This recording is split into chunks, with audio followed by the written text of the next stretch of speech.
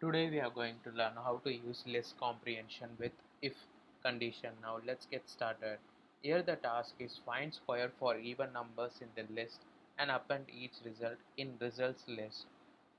Now let's get started.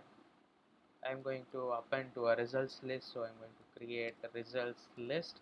Then I'm going to write code inside that square bracket. For num in nums, I want to square only for even numbers. So if num modulo 2 equal to 0, then perform square num star star 2.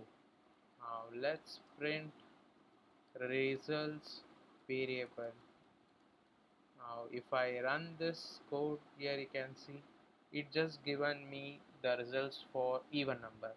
2 square is 4, 4 square is 16, 6 square is 36, 8 square is 64. Thanks for watching.